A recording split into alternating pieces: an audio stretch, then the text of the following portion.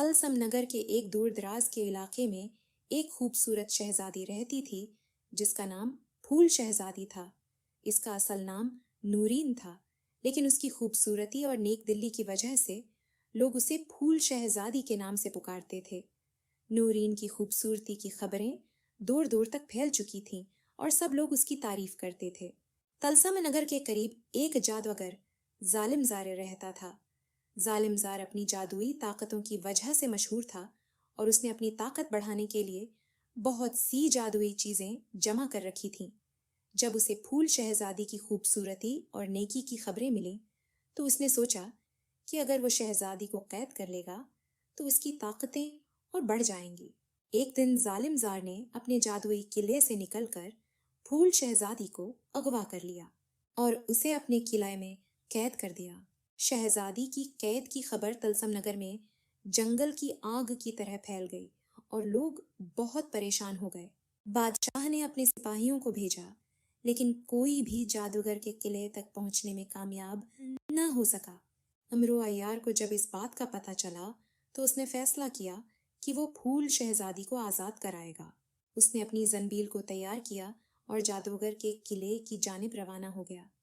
अमरो जानता था कि रास्ते में उसे बहुत सी मुश्किलात का सामना करना पड़ेगा, लेकिन उसका अज़्म मजबूत था। रास्ते में उमरो को पहली मुश्किल का सामना करना पड़ा जब वो एक घने जंगल से गुजरता हुआ देव हैकल सानप से मिला। सानप ने रास्ता रोक रखा था और हर किसी को निगलने की कोशिश करता था। इमरू ने जंबील से एक जादुई बांसुरी निकाली और उसे बजाना शुरू किया। बांसुरी की मधुर आवाज सुनकर सानप ने इमरू को रास्ता दे दिया और खुद कहीं छिप गया। जंगल के बाद अमरू को एक जादुई जाल का सामना करना पड़ा। ये जाल जादूगर ने बिछाया था ताकि कोई भी उसके किले तक न पहुंच सके।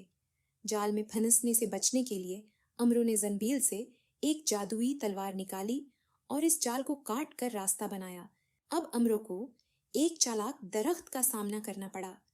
वो दरख्त उमरू को रास्ता भी नहीं दे रहा था। उरास के ऊपर गिर पड़ा।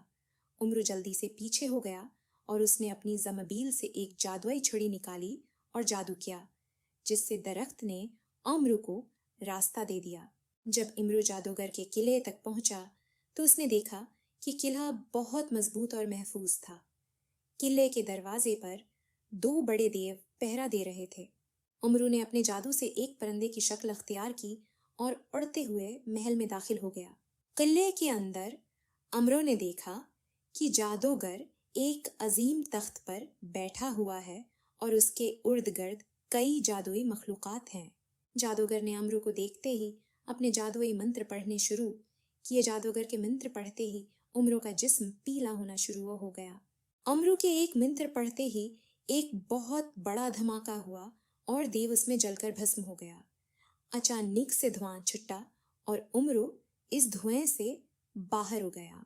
अमरू ने जादूगर को शिकस्त देने के बाद किले के अंदरूनी हिस्से में जाकर फूल शहजादी को तलाश किया। शहजादी को एक आलीशान कमरे में कैद किया गया था।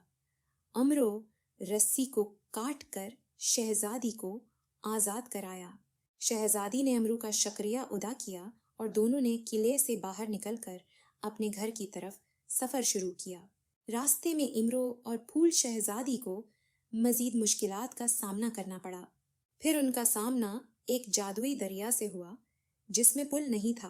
अमरू ने जंबील से एक जादुई कश्ती निकाली और दोनों ने दरिया अबूर किया। दरिया अबूर करते ही उनको एक जंगल से गुजरना था।